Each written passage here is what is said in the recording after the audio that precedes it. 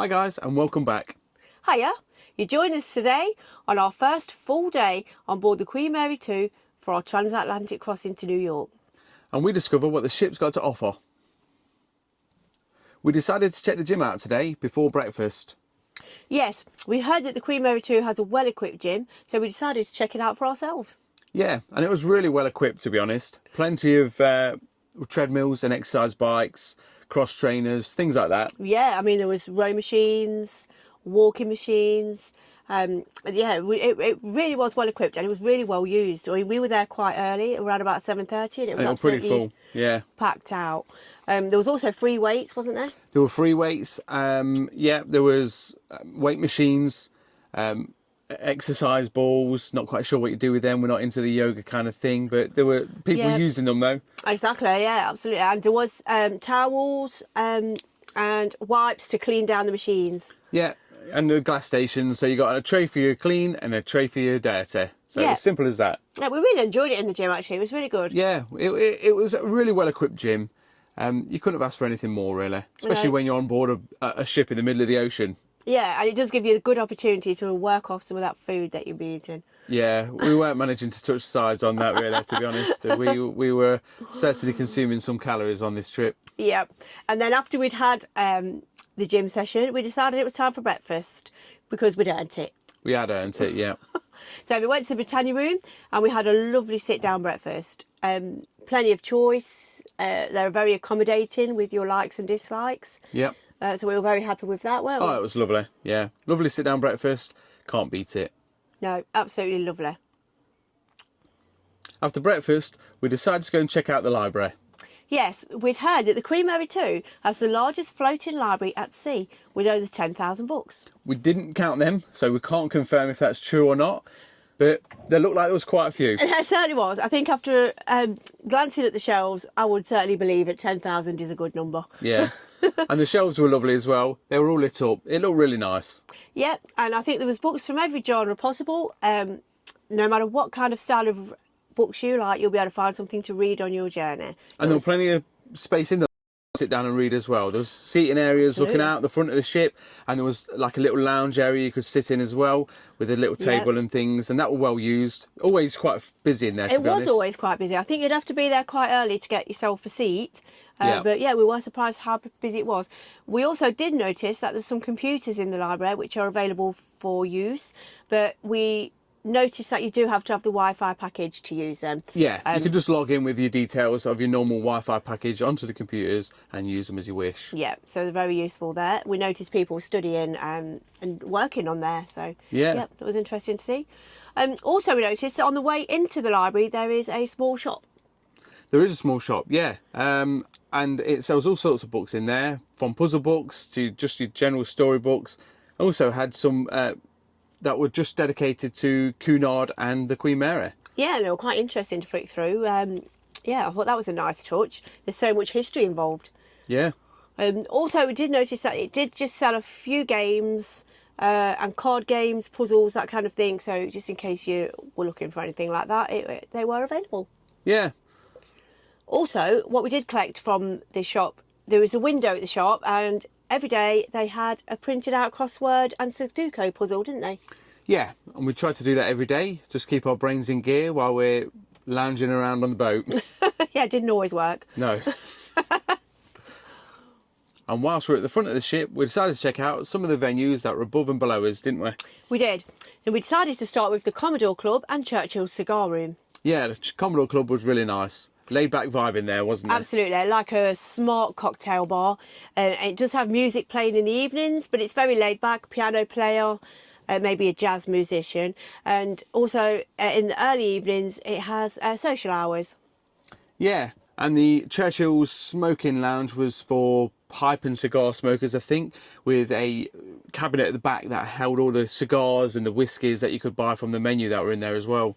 Yeah, and there was a price list there, so you knew what you were working with, but it did look like an extensive menu to us, not that we're cigar enthusiasts. Not at all. But or whiskey. Or whiskey, no. Or pipe. No. But it was great. It was. Our next port call was the observation deck that was next to the Atlantic room. Yeah, the Atlantic room is essentially a games room where they hold a lot of bridge lessons and tournaments throughout the week. Yeah, but we were mainly up there for the observation deck. We were, and we did notice that one of the best ways to get to the observation deck was through the secret scenic elevator.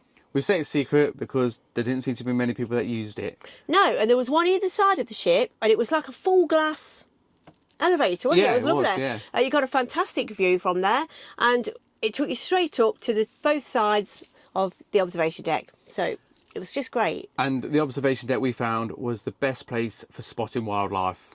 Yeah, so hopefully if you go on the ship, you too can find the secret elevator. Yeah, you can get to it from the beauty salon as well, I think. I believe you can, yeah. You have to go in through it. And it feels like you shouldn't be going in through there, actually, doesn't it? Yeah. But it's certainly the way. It's through a door that doesn't seem to be marked. I mean, the door's open, but it doesn't seem to be marked, which is quite surprising, to be honest. Yeah, but we quickly got used to it, didn't we? The first time we felt like we were going somewhere where we shouldn't be, but we soon got used to that. But we did come across a few people up there. It was just definitely one of those places where you could go to get away from the hustle and bustle of the ship. Yeah, definitely. And then after that, we decided to go and check out the other observation deck, which was the lookout, which was at the very top of the ship, but that's covered. Yeah, so that would be a really great place to go if you wanted to still look out and get your view, but the weather wasn't so good. We did notice that the actual observation deck itself was sometimes closed in bad weather. Yeah, the door's shut, yeah. Yeah, but the top one, the lookout, because it was covered, that was generally open longer. Yeah. So after all that exploring, we decided to go and get some refreshments at Sir Samuel's. Yes, we thought we'll go and check out the two food venues that we hadn't really eaten in yet. So there was Sir Samuel's, as Carl said, and the Carinthia Lounge. And Sir Samuel's was known for having a collaboration with Godiva chocolates. So we were excited to check that out. But unfortunately, it looks like the collaboration's ended. There was only references to Godiva on the pictures on the wall. Yeah, there was no chocolates available, so that was a shame. Yeah. But they did have a fantastic selection of pastries, cakes and sandwiches. Yeah, and they were really nice. They were really very nice. indulgent as well. Absolutely. But you could still get things like your hot chocolate, your coffees and your tea there. It's just no longer in collaboration with Godiva. Yeah, it's just worth pointing out as well in Sir Samuel's that the coffees and hot chocolates are purchasable, but any pastries or cakes are complimentary. Yeah. So after we were there, we decided then to go and check out the Carinthia Lounge, which is probably one of our favourite places on board, to be honest. Absolutely. We wanted to go there because they do hold a quiz there at 2 p.m. daily. And it's usually either a pop music quiz or what's known as a stop the clock quiz. And we really got into those, didn't we, Yeah, when we went did, on. But the Carinthia Lounge is a bit like an upmarket venue. It's got a lovely buffet, but it's very sort of bespoke food, light snacks rather than a main meal. They had some good ones there, though. They really some did. Good snacks yeah, there. like a sort of a flatbread thing, a charcuterie tray. That was a bit of a favourite there. Had that most some mac and days. cheese things going on as well. Yeah, but lots of desserts. Absolutely, lots of desserts, and also a really nice artisan bread selection. It was really nice food in there. It was, and they had their own afternoon tea selection available at the same time as the afternoon tea buffet was on. They did, and it was very different. Instead of having the usual small Cunard scones, it had a more of a bespoke large triangle. Yeah, and it were different flavours each time we went. Yeah, such and as they were an really orange. nice. Yeah, they had an orange and dark chocolate one day. They had a cranberry and white chocolate one day. Yeah. So they were really nice. And I would say that the Carinthia Lounge is very popular at lunchtime. Especially when the events start happening, things like the quizzes, it does fill up quite quick. Absolutely. So if you want to go there for things like a quiz, get there nice and early, maybe take a couple of drinks or get a couple of drinks from the bar in there and just reserve your seat and chill there for a bit until your event starts. Really, we'd certainly recommend getting there at least half an hour early if you're interested in the quizzes. Or a lot of people just use it for eating, don't they? They just sit there, they get their food from the buffet or the Carinthia Lounge little buffet, and they sit there and eat and spend, some of them, probably most of the day there. We noticed. People were certainly reading, and we did notice that there's a selection of music played most times. There was a piano player or a string quartet. So there was always something going on in there. It was never boring, was it? It was lovely venue. Like I said, one of our favourite places on board the whole ship, to be honest. It was just overall great. Yeah, it was, and you do find yourself gravitating towards there, don't you? Yeah, you do. Yeah, I think as the week goes on, and you know get to find what you like, and also get to find what events you're interested in, and it's just one of those places where everybody seems to gravitate to. It was really nice. it was. So after we'd been to Sir Samuel's and the Carinthia Lounge for some refreshments, we decided to get some more refreshments at afternoon tea in the Queen's Room, because why not? Well, it was the experience that we were looking forward to. We've heard great things about Cunard's afternoon tea, and we didn't really want to wait another day before experiencing it, did we? I mean, you can have as much as you like there, so it's or as little as you like. So we weren't hesitant. We went there. We had a couple of sandwiches, a couple of scones, and a couple of cakes. Yeah, and it was absolutely wonderful experience, wasn't it? Copious amounts of tea. Absolutely. I don't think I could have drowned in tea, I think. Yeah. But the way that they, you know, the way the music brings in the servers, everyone claps. Oh yeah. Oh, it was just a really great experience, something that we really enjoyed. It was, yeah. And we can say that the cakes and scones were absolutely delicious. Yeah, absolutely. Yeah, definitely. Yeah, really, really nice. But yeah, and the servers are very attentive. As soon as your teacup was empty, they were back again, filling you up. Like lightning, get straight in there, asking you if you want some more tea. Yeah. We In had the to end, say we were no, like, no, sorry, thank you, but yeah, just up to your eyeballs in tea. Absolutely. But it was delicious tea. It was. But just too much for us. We're not used to that amount. No, not at all. But the food itself, the finger sandwiches were lovely. Always had a vegetarian option, didn't they? Yeah, sometimes two, or maybe most times two. Yeah, there was always kind of a fishy based one. So Yeah. maybe a crab and salad or a prawn. And then also a meaty version, which was like usually a ham and mustard or ham cheese, that kind of thing. And then, like we say, the vegetarian options. And there was at least 5 or 6 types of cakes, would you say, to choose from? I would say so, yeah, and probably one of them would have probably been a dessert, like a like lemon meringue or something like that. Yeah, or a mini trifle, something like that. And then there was things like, you know, a small maybe shoe bun or cake slices. Our favourite with that fruit tart, Oh, the little fruit lovely tart. fruit Oh, tart. absolutely fantastic. Yeah, it was lovely. It was very small and it had like just a few bits of fruit on the top and then a lovely creamy filling. Absolutely delicious. Yeah. We could have had about That 12 was probably of them. our favourite thing in the whole lot. But they think had no so. Battenberg. We've seen videos and clips of them having Battenberg in previous years, Yeah, you but see, this no Carl's Battenberg. favourite cake. I was disappointed. To I get was no disappointed, yep. Battenberg. We'll have to eat a full one when 14 days, not once did they serve a Battenberg. never mind. That's bad, Cunard. That's very bad. So after all that food, we decided we're going to go to the Pavilion pool area. To see if we sink or float. Fingers crossed, but luckily we did still float. And to be honest, it was not that deep, so it weren't that bad.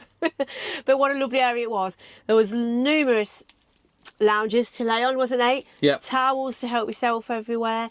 And we did notice there was a bar in one corner, but that was actually closed when we arrived there. Yep. We later found out that the bar closes at 5 p.m. Yeah, and there was always a lounger available, I think, to be honest. I think there was one time we went down there, which was quite regular, where we had to just use a chair. But we weren't laying around there, we just used it to get dry, didn't we, really? We did, yeah. I mean, there's the pool itself and then 2 hot tubs either side. And we never struggled for a space in either of them, did we? No, it was fantastic. Yeah. And we can say that it's where you meet some of the best people in the hot tub. We have some absolutely fantastic conversations. Oh, yeah. It's up there with the restaurant, to be honest, where you can sit down and talk to people, or probably better than. We met no end of people in the hot tub. Yeah, it was great. We loved going there.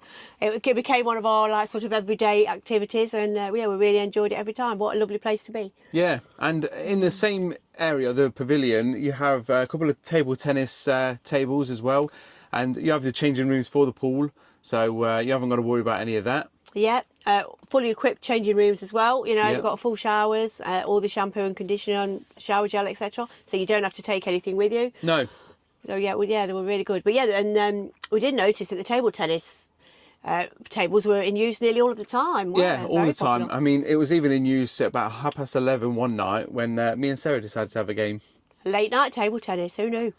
But also one day we did notice they were having a putting competition in there. Yeah, they were. Were Yeah, they? we were in the pool and they were So putting. Yeah. We're not sure whether the putting competition was put in there because it was a bit windy or whether they always hold it in there, but it certainly seemed to be the perfect venue for it. Yeah, I think they put all of that kind of information on the daily programme, so it will tell you where it is. Yeah, so yeah, all in all, we could definitely recommend the Pavilion pool area. It was great to relax there. And was. it did look like lots of people just take their books there. And just relax, just chill out on the lounges, Yeah, maybe dabble the toes in the pool every now and then, but mostly just relax. But we loved it, didn't we? Yeah, we did, yeah. It was one of our favourite places on the ship, It really just was. relaxing. Yeah, it was smashing. Just lovely and clean. Just a really nice place. It was. So, after a lovely rest in our room, it was now time to get ready for our first gala evening of the trip. Red and gold. Ooh, red and gold. We were very excited for this. We've heard great things about the gala evenings. So we decided to dress up. I wore red and black dress with a red throat. And I wore a red tie. Certainly I'll push the boat out. Not to the occasion. But we did notice that lots of people were dressed the same. You could either go full red, full gold, or just have an accent colour. Whatever you're comfortable with. Absolutely. Anything went on there, as long as you're within the dress code. Yeah. The tables themselves were dressed up lovely. They had lovely red and gold invitations on, and we were treated to a lovely glass of bubbly from the captain. And we could get it down. Absolutely. Which is a lot without orange juice. It was very sweet. I think that's why. Yeah. They did have a special menu for the gala evening, which we enjoyed. Yeah, we did. I mean, slightly elevated compared to the normal one, I'd say. Yeah, absolutely. But nothing too out of the ordinary, which was welcome for us. After we'd finished in the Britannia restaurant, which was a good hour and a half, it was time then to make our way to the theatre. Where we watched the Be Our Guest show, which is kind of like the Welcome on Board show, isn't it? Absolutely. It's done by the theatre company themselves, and we can say that the level of entertainment there was absolutely fantastic. Yeah, I mean, I'd never been to a show before, but this was great. I give it 4.5 out of 5. Absolutely. I mean, I wasn't sure what Carl would think about it. I've been to the West End shows before, so I kind of knew what to expect, but it was great. We both enjoyed it, didn't we? Oh, I loved it, especially the references to Greatest Showman. Yeah, we love Greatest Showman. Yeah. And there was also lots of references to some Disney songs, but they were slightly tweaked with a Cunard edge to them. But it was just an overall great show, and everybody came out with a smile on the face. Yeah, definitely. I think we'd certainly watch that again, wouldn't we, if Oh, we were given half a chance? Yeah, 100%. Yeah, we watched it on the way back. We did. And we could have watched it more, to be honest. Yeah, it was such a great show. Really well put together. Would certainly recommend it if you're ever on a journey and you spot that on the programme. Definitely. And that brought our day to a close. So thanks for watching, and please consider liking and subscribing. It will help us grow. It really will, and we would appreciate it. Thank you. Thank you, and goodbye for now. Bye.